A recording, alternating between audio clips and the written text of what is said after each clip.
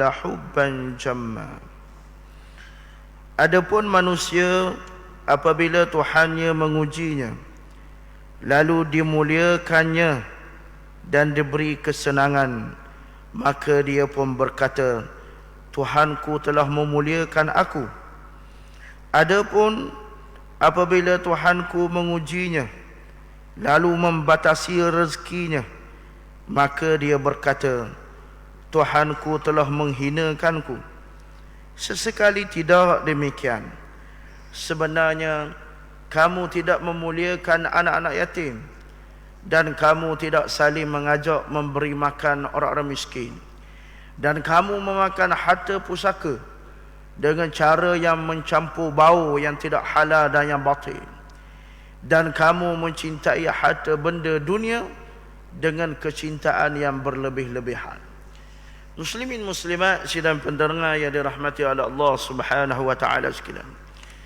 Dalam pengajian yang lalu pada permulaan daripada surah Al-Fajr, kita telah membicarakan berkenaan dengan kisah-kisah golongan-golongan yang dimukai oleh Allah Ta'ala, dan Allah Ta'ala telah membinasakan golongan-golongan yang murka kepada Allah Ta'ala. Di antaranya yang kita tersebut berkenaan dengan kaum 'Ad, kaum Samud, kaum Fir'aun, yang mana kita telah bercerita secara panjang lebar berkenaan dengan kaum-kaum yang telah dibinasakan oleh Allah Subhanahu wa taala. Seterusnya, pada bahagian yang seterusnya daripada surah ini, Allah Subhanahu wa taala menyatakan, fa ammal insanu iza mabtalahu rabbuh, bahawa adanya orang-orang yang mana apabila Allah Ta'ala menguji mereka dengan sesuatu ujian, fa aqramahu wa na'amah, Allah Ta'ala memuliakan dia dan memberikan kesenangan, nikmat rezeki kepada dia, fa yaqulu rabbi akraman, maka dia pun berkata bahawa Tuhanku telah memuliakan aku. Ayat ini Allah Subhanahu wa taala ingin menceritakan berkenaan bahawa setiap nikmat yang Allah Taala kurniakan kepada kita, nikmat rezeki, nikmat kekayaan, semua itu adalah ujian daripada Allah Subhanahu wa taala.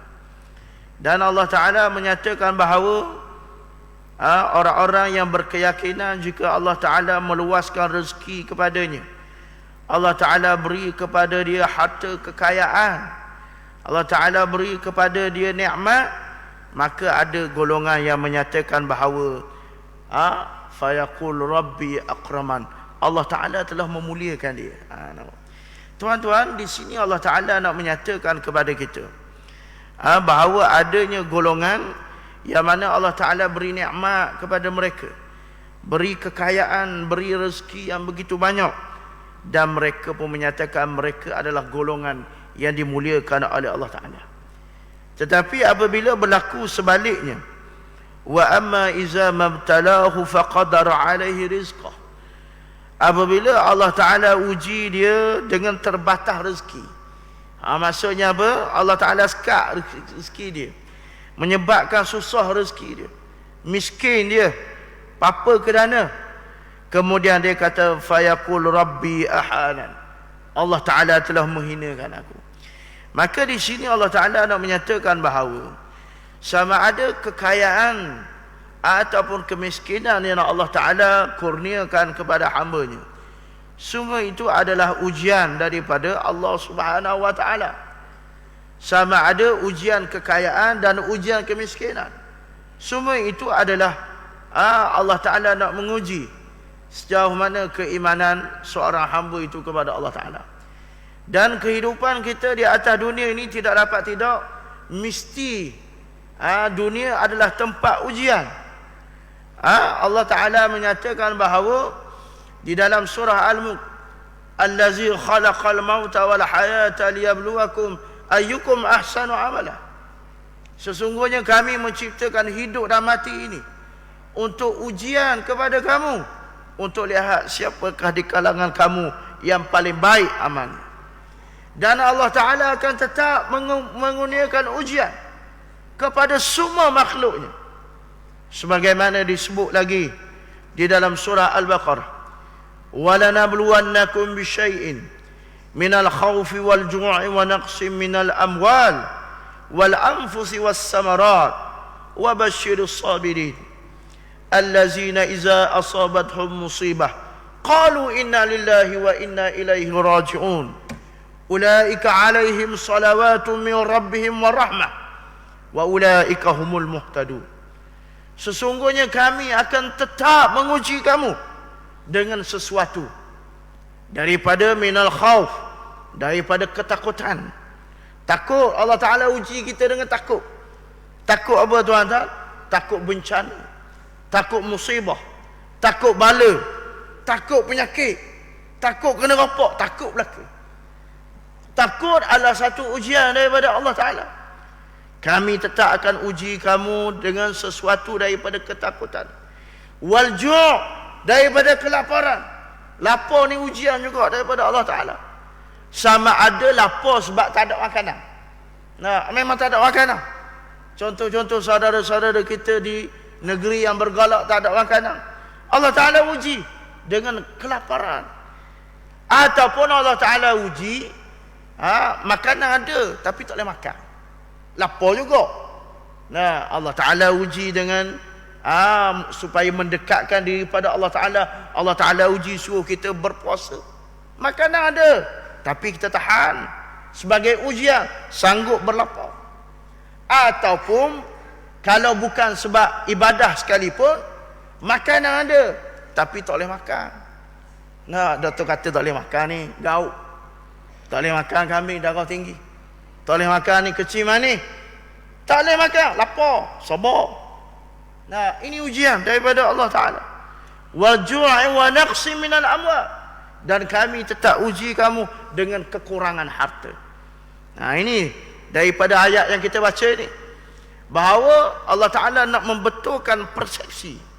Ada setengah orang yang beranggapan bila Allah Ta'ala beri nikmat kepada dia, Allah Ta'ala beri kekayaan kepada dia, dia kata Allah Ta'ala memuliakan dia. Begitu juga sebaliknya. Bila Allah Ta'ala uji dia dengan tersekatnya rezeki, dengan kemiskinan, dengan kepayahan, dia kata Allah Ta'ala menghinakan dia. Ini adalah satu persepsi yang salah. Sedangkan tuan-tuan, kaya ataupun miskin bukannya kayu ukuran Allah Subhanahu wa Ta'ala, sama ada seseorang itu dikasihi ataupun dibenci oleh Allah Ta'ala. Kerana pada pandangan Allah Ta'ala, Allah Ta'ala sebut di dalam Al-Quran, inna akramakum indallahi atqakum. Sesungguhnya orang yang paling bertakwa di sisi sesungguhnya orang yang paling mulia di sisi kamu adalah orang yang paling bertakwa di sisi Allah Ta'ala. Menunjukkan di sini bahawa harta kekayaan itu bukan penanda aras sama ada Allah cinta ataupun benci kepada seseorang hamba. Kalaulah harta kekayaan itu menjadi kayu ukur, maka tuan-tuan, manusia yang paling kaya di atas muka bumi ini sudah tentunya Firaun. Nah, Firaun paling kaya. Sehingga Firaun kata, ana rabbukumul a'la, aku Tuhan kamu yang tinggi. Tuan-tuan, kalau kita tengok sedikitlah bab berkenaan sejarah, di antara manusia yang paling kaya adalah Firaun. Tuan-tuan, kalau tuan-tuan pernah tengok ataupun gambar ke, pernah pergi sendiri di Mesir melihat mumia-mumia Firaun, pakaian-pakaian kebesaran Firaun. Kalau tuan-tuan pernah tengok gambar Firaun, kan dia ada pakai apa di atas kepala tu. Kalau kita tengok macam tengkolok, tapi dia macam topeng itu kan. Sebenarnya tuan-tuan, apa yang di kepala Firaun itu, topi dia itu diperbuat daripada emas. Dibuat daripada emas, tuan-tuan. Dan tuan-tuan, bila sebut topi dia buat daripada emas tu, emas yang berada di atas kepala dia sahaja pun tuan-tuan 2-3 kilo. 2-3 kilo. Tuan-tuan, kalau orang ada emas kilo hari ni, tuan-tuan, oh kaya yang amat. Kaya yang amat. Nah, kita tuan-tuan, kalau kita ada emas 85 gram pun kena zakat dah. 85 gram tuan-tuan. Dapat sekilo. Kalau sekilo, memang kaya yang amat. Kaya yang amat. Kalau tuan-tuan tengok gambar Firaun yang pakai topi tu, itu daripada emas. Maknanya tuan-tuan, Firaun ni orang yang paling kaya. Tetapi adakah Firaun ni orang yang dikasihi oleh Allah Ta'ala? Tidak. Bahkan dia adalah orang yang dilaknat oleh Allah Ta'ala. Allah Ta'ala tidak memuliakan dia pun walaupun sedikit. Begitu juga kepada contoh-contoh yang Allah Ta'ala datangkan di dalam Al-Quran yang lain. Raja Namrus, ataupun kita di kalangan masyarakat kita biasa panggil dengan Raja Namrud. Nama sebenarnya Namrus. Nah, itu di antara raja-raja yang menguasai kerajaan Babylon yang besar, kaya juga. Tapi tuan-tuan, itu bukan kayu ukur penanda Allah Ta'ala memuliakannya. Jadi ayat ini Allah Ta'ala nak menyatakan kepada kita bahawa setiap kekayaan ataupun sebaliknya kemiskinan adalah ujian daripada Allah Subhanahu wa Ta'ala. Jangan menyatakan bila Allah Ta'ala beri kepada dia kekayaan, kemuliaan, tanda Allah Ta'ala memuliakan dia. Tidak. Ataupun bila Allah Ta'ala uji dia dengan kemiskinan, Allah Ta'ala menghinakan dia. Tidak. Kerana itu adalah ujian. Sebagaimana firman Allah Ta'ala di dalam surah Al-Mu'minun, Allah Subhanahu wa Ta'ala menyatakan, ayahsabuna annama yumidduhum bih min malin wa banin nusari'u lahum fil khairat bal la yash'urun. Maksudnya, apakah mereka mengira bahawa harta dan anak-anak yang kami berikan kepada mereka itu berarti bahawa kami memberikan kebaikan kepada mereka? Allah Ta'ala tanya dengan persoalan. Allah Ta'ala kata, ayah sabun, adakah kamu menyangka kami beri kepada kamu min malin, daripada harta, min banin, daripada anak-anak, itu tanda kami memberi kebaikan kepada kamu? Allah Ta'ala kata, tidak. Sedangkan itu adalah ujian daripada Allah Subhanahu wa Ta'ala. Tuan-tuan, Allah Ta'ala beri kepada kita harta, ujian. Sebab itu disebut dalam riwayat hadis, nak khabar betapa beratnya ujian harta. Nabi SAW menyatakan dalam riwayat hadis yang sahih, la tazalu qidama 'abdihi hatta yus'alu an arba'. Tidak akan berganjak kaki anak Adam itu di padang mahsyar sehinggalah ditanya kepada dia 4 perkara. Yang pertama, wa an umrihi fima afnah. Yang pertama, dia akan tanya berkenaan dengan umur, bagaimana dia habiskan. Yang kedua, akan ditanya wa an malih. Ini dia, wa an malih wa aina iktasabat wa bima anfaqah. Tuan-tuan, Allah Ta'ala akan tanya berkenaan dengan harta kita, aina iktasabat, bagaimana kamu dapat harta. Kamu buat rumah, duit ambil daripada mana? Kamu beli kereta, duit ambil daripada mana? Kamu beli makanan, suap ke dalam mulut anak isteri kamu, duit ambil daripada mana? Pakaian yang kamu beli, pakaian yang kamu pakai, duit kamu ambil daripada mana? Ini akan ditanya, tuan-tuan. Dan para ulama dalam mensyarahkan hadis ini, yang ditanya ni tuan-tuan adalah berkenaan dengan harta yang halal. Harta yang halal. Orang tanya, dah ustaz, hak halal kena tanya ke? Ya, hak halal pun kena tanya. Kalau yang haram memang awal dah. Nah, harta yang haram masuk dalam neraka. Kerana apa? Nabi SAW menyatakan, kullu lahmin nabata min haram fannaru aula bih. Setiap daging yang tumbuh daripada sumber yang haram, maka api neraka dah. Api neraka dah yang terutama baginya. Para ulama menyatakan maksud bagi hadis ni, ia akan disoal, ia akan ditanya, adalah harta halal ni tuan-tuan. Saya yakin dan percaya di kalangan kita ni insya-Allah semuanya bekerja halal belaka. Tak ada bekerja haram. Tak ada kerjaya sebagai perampok. Tak ada kerjaya sebagai pencuri. Tak ada kerjaya macam-macam yang haram. Tapi tuan-tuan kena tanya juga. Ya, kena tanya. Dah apa yang ditanya? Yang ditanya di sini tuan-tuan berkenaan keabsahan rezeki yang diperolehi. Memang tuan-tuan, contoh kita kerja sebagai peniaga dan kita berniaga yang semua yang halal, tak ada yang haram. Kita berniaga buah-buahan tempatan sebagai contoh. Kita berniaga ikan, berniaga ayam. Berniaga semua jualan-jualan yang halal. Tapi tuan-tuan yang ditanya, Allah Ta'ala tanya apa tuan-tuan? Tanya bagaimana awak berniaga. Adakah awak berniaga mengikut syariat, mengikut tunjuk ajar daripada Allah Subhanahu wa Ta'ala dan Rasul? Tuan-tuan, berapa ramai golongan yang berniaga tetapi menipu. Nabi SAW menyatakan, man rasyana falaysa minna. Siapa yang rish ni tipu lah. Tipu ni tinggi sikit daripada helah. Helah ni tuan-tuan bahasa berlapis sikit daripada menipu. Kalau kata menipu ni nampak sangat. Nampak sangat benda tu salah. Tapi kalau helah ni tuan-tuan, tak nampak sangat. Tapi benda tu tetap salah. Contohnya tuan-tuan, ini ada antara contoh mudah. Kita berniaga, contoh berniaga ikan.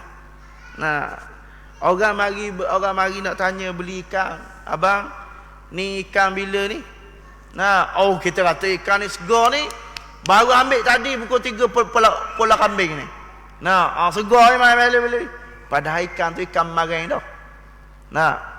Kita bercakap bohong. Kita bercakap rish. Tujuan dia adalah untuk melariskan perniagaan. Maka hal ni yang akan ditanya. Kita berniaga ikan, niaga halal dah. Tapi cara kita berniaga. Berapa ramai ini orang berniaga menipu. Dengan erti kata, dengan saya sebut bahasa yang agak tu sikit, iaitu helah. Menggunakan helah di dalam perniagaan tujuan untuk menarik orang supaya beli barang dia, supaya mendapat keuntungan. Maka hal ni akan ditanya. Akan ditanya berkenaan dengan harta-harta yang halal. Harta yang halal semua ditanya bagaimana kamu dapat. Wa aina iktasabat wa bima anfaqah. Hok dapat pun Allah Ta'ala tanya, hok belanja pun lagi parah dah tanya. Allah Ta'ala tanya, yang pertama belanja, tanya apa hok mula-mula belanja. Yang pertama belanja wajib dulu. Belanja wajib tu kita selesai tak tanggungjawab. Apa dia belanja wajib? Belanja wajib nafkah yang wajib kepada isteri dan anak-anak. Ada tak beri? Ni barang kena tanya ni. Kayak Allah Ta'ala tanya, kami beri rezeki kepada kamu 5,000 sebulan. Kamu beri tak rezeki nafkah kepada anak isteri kamu? Kita pun kata, ya wahai Tuhan, beri dah. Lepas tu Allah Ta'ala tanya pula isteri kita, ada tak suami kamu beri nafkah wajib kepada kamu? Isteri kata, dah. Tuan-tuan, boleh sakit lah kita. Nampak? Kita tadi kita kata Allah Ta'ala tanya kita, bagi tak nafkah kepada isteri? Kita kata bagi dah. Allah Ta'ala tanya pula isteri, ada tak terima nafkah? Tak ada. Boleh sakit lah kita.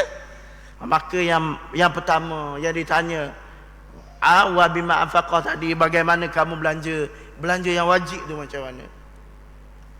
Benar belanja wajib apa tadi? Nafkah, wajib-wajib. Hak kewajipan kita pada Allah Ta'ala, zakat kita macam mana? Ini semua akan ditanyalah. Dan bukan sahaja hak wajib, yang harus pun ditanya juga. Yang harus ni macam mana tuan-tuan? Contoh kita beli makanan harus, beli pakaian harus. Tapi semua tu tuan-tuan kena ingat, semua tu barang kena tanya belaka. Kita pergi pasar malam tuan-tuan beli. Nampak mentabok beli mentabok. Nampak ayam golek beli ayam golek. Nah, nampak apa lagi? Nampak nasi biryani beli nasi biryani. Siapa penuh tangan tuan-tuan buat balik. Siapa di rumah makan mentabok suting ngatuk-ngatuk tidur. Makan tu je, hal lain tak makan. Esok bangun basilah ke tahu dalam tak siapa. Hai tuan-tuan, ni barang kena tanya juga. Aku beri harta ke mana? Aku beri harta kamu banyak, tapi kamu membazir teruk saja gitu. Jawablah tuan-tuan. Menunjukkan ini harta adalah ujian daripada Allah Subhanahu wa taala. Begitu juga wabanin, anak-anak tadi. Nah, anak-anak pun ujian daripada Allah Subhanahu wa taala. Maka dua ayat ni Allah Taala nak beritahu kepada kita, sama ada kekayaan, nikmat, kemuliaan ataupun sebaliknya kemiskinan, kepayahan, kesusahan, semua itu adalah ujian daripada Allah Subhanahu wa taala. Jadi jangan kamu kata kalau Allah Taala beri nikmat, kekayaan kepada kamu, Allah Taala memuliakan kamu. Tapi bila Allah Taala uji kamu dengan kemiskinan, tersekat rezeki, kamu kata Allah Taala menghinakan kamu, jangan kata gitu. Sebab itu Allah Taala menjawab selepas daripada itu, kalla. Kalla ni maksudnya apa? Sesekali tidak. Jangan kamu kata macam tu. Nah, jangan kamu kata kalau kamu miskin, kamu payah sebab Allah Taala menghina kamu. Jangan kamu kata macam tu. Kerana sebab kita kata tadi semua itu adalah ujian. Tetapi sebenarnya kehinaan itu adalah daripada kamu sendiri. Iaitu apa? Bila mana Allah Taala kata kalla balla tuqrimunal yatim. Sebenarnya kamu tidak memuliakan anak-anak yatim. Maksudnya apa? Allah Ta'ala menghinakan kamu sebab apa? Sebab bukan Allah Ta'ala nak sekat rezeki kamu, tetapi Allah Ta'ala menghina kamu kerana apa? Kerana kamu tidak memuliakan anak-anak yatim. Tuan-tuan muslim muslimat yang dirahmati oleh Allah Ta'ala, begitu banyak ayat-ayat Al-Quran, setiap hadis-hadis Nabi SAW menyatakan kemuliaan serta kelebihan anak-anak yatim ini. Di antaranya hadis yang diriwayatkan daripada Ibnu Sa'id bahawa Rasulullah sallallahu alaihi wasallam bersabda, ana wa kathilul yatim kahataini fil jannah. Nabi sebut gini, iaitu Nabi sebut aku dan juga orang yang memelihara anak yatim macam ini di dalam syurga. Iaitu Nabi mengisyaratkan jari as-sababah. As-sababah ni jari telunjuk dan juga jari wusta. Jari wusta ni jari tengah. Maksudnya nak beri isyarat apa? Nak beri isyarat bahawa orang-orang yang menjaga, yang memelihara anak-anak yatim, mereka ini dekat dengan Nabi SAW di hari akhirat macam ni. Nampak? Sebab tu kelebihan yang besar kalau kita jaga anak-anak yatim. Lebih-lebih lagi anak-anak yatim itu daripada kaum kerabat kita. Kaum kerabat. Cuma saya nak sebut sikit di sini dalam istilah bahasa Arab. Yatim dalam bahasa Arab dia ada perbezaan sikit. Kalau kita orang Melayu kita yatim, kita sebut anak yatim, anak yang tak ada emak tau. Kalau anak yang tak ada emak kita panggil anak yatim. Tapi kalau anak yang tak ada emak, tak ada pok, kita panggil yatim piatu. Ini istilah bahasa ataupun kefahaman orang Melayu kita lah. Tapi tuan-tuan, dalam istilah bahasa Arab, anak yatim ni iaitu anak yang tidak ada bapa. Anak yang tidak ada bapa. Bukan anak yang tak ada ibu. Sebab apa? Sebab orang Arab ni, bapa ini adalah ketua keluarga. Bapalah yang mencari rezeki, bapalah yang membesarkan anak-anak. Itu dalam istilah bahasa Arab. Maknanya anak yatim adalah anak yang tidak ada ayah. Tapi kalau binatang, kalau binatang ada juga anak yatim. Kalau binatang tak ada emak, anak yatim. Kalau burung, ini disebut dalam kitab, kitab lorah tuan-tuan. Sebab tu baca menarik juga.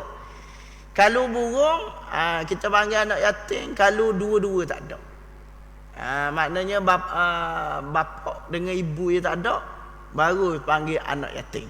Itu dari sudut bahasa sajalah. Tapi tuan-tuan tak ada masalah. Orang kita kata nak panggil anak yatim hok tak ada emak. Ataupun kalau tak ada dua-dua panggil anak yatim piatu pun tak ada masalah lah. Cuma kita nak menyatakan di sini bab berkenaan kelebihan bagi orang yang memelihara dan menjaga anak yatim. Seterusnya Allah Ta'ala menyatakan lagi, wala tahadduna ala ta'amil miskin, dan kamu tidak saling mengajak memberi makan kepada orang miskin. Kamu menjadi hina bukan sebab Allah Ta'ala menjadikan kamu ni miskin apa semua. Sebenarnya kamu jadi miskin, kamu jadi hina sebab apa? Sebab kamu tak pernah pun beri makan kepada orang-orang miskin. Nak sebut di sini tuan-tuan, kelebihan yang besar juga bagi beri makan kepada orang miskin. Sebab apa tuan-tuan? Terlalu banyak hadis-hadis Nabi sallallahu alaihi wasallam menyatakan kelebihan beri orang makan ni. Beri orang makan. Di antaranya disebut dalam riwayat yang sahih, Nabi sallallahu alaihi wasallam menyatakan, siapa yang nak panjang umur, panjang umur, kalau sebut panjang umur, ramai orang nak panjang umur. Nabi sallallahu alaihi wasallam menyatakan it'amut ta'am, wasilatil arham, wassadaqah. Siapa yang nak panjang umur, beri orang makan. Beri orang makan, sambung silaturrahim, dan juga bersedekah. Menunjukkan kelebihan yang besar lah pada orang beri makan. Tuan-tuan, kadang-kadang kita berfikir nak beri orang makan ni payah. Kena buat jamu, kena buat bewah. Memang tuan-tuan, kalau buat bewah ni memang modal besar lah. 5-6 ribu pun tak cukup lagi. Tuan-tuan, kalau kita fikir nak beri orang makan ni cukup mudah. Cukup mudah. Pagi-pagi kita pergi kedai makan roti canai tu. Sudah kita makan, kita kata ni kira meja ni kira semeja badan dah tuan-tuan. Itulah it'amut ta'am lah tu. Kalau kita tuan-tuan bawa semeja berapa ya, nak 50 ya tak apa. Itu beri orang makan. Cara mudah nak beri makan kepada orang. Ataupun hari ni tuan-tuan kita tengok, belang-belang kita naik kereta, berhenti di traffic light, lampu isyarat, nampak lampu merah. Sementara tunggu lampu merah, kita tengok ada abang-abang pekerja kita, pekerja MPKT tengah duduk bersih. Tengah duduk terim pokok-pokok bunga. Sementara tunggu lampu isyarat hijau, kita pun ulur 10 ya abang ambil minum air. Itulah dia it'amut ta'am. Sebenarnya semudah itu nak beri orang makan. Tak nanti kena buat jamu. Tak nanti kena buat bewah. Nak beri orang makan ni dengan pelbagai cara. Cuma kita fikir bagaimana cara nak orang beri makan. Kita nak beri makan kepada orang. Kalau di masjid mudah. Di masjid kita siap makan, ataupun ni mudah je, order je, letak di masjid. Saya tertarik dengan satu masjid. Kalau boleh kita sebut sini sebagai promosi kot sikit. Ada satu masjid tuan-tuan. Biasa kalau kita tengok mana-mana masjid, bila tiap-tiap bulan dia akan keluar jadual kuliah lah. Kuliah maghrib, kuliah subuh. Tapi ni satu masjid tuan-tuan, tiap-tiap bulan dia keluar jadual menu makan tiap-tiap malam selepas isyak. Kalau boleh saya sebut masjid baru Tok Jembar. Tiap-tiap malam tuan-tuan, tubik 30 malam, 30 hari menu-menu Malam ni nasi lemak, malam esok nasi goreng, lusa mi goreng, tobat apa ni, laksa. Tiap-tiap penuh 30 hari. Kalau lapar perut pergi masjid tu jemaah. Itu dia. Mula-mula saya tanya pengurusi dia. Dia kata banyak piti masjid ya. Yang pertama dia kata memang piti masjid banyak. Selepas dia ambil alih pentadbiran, memang piti masjid banyak kat 200,000. Jadi tak tahu nak belanja banyak sangat ni buat makan. Mula-mula dia kata memang untuk seminggu hari yang pertama tu menggunakan duit masjid. Lepas tu tuan-tuan tak guna dah duit masjid.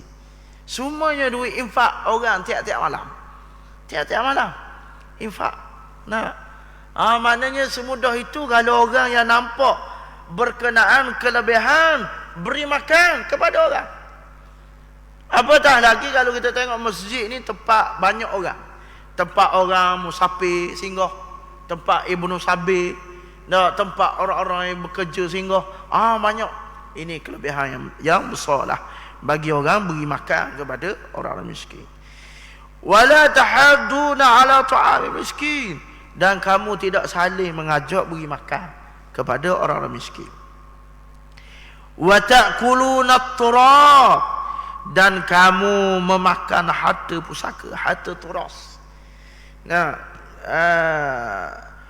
Wa ta'kuluna at-turasa aqlan lamma, dan kamu makan pula harta pusaka ni, harta warisan secara campur bau.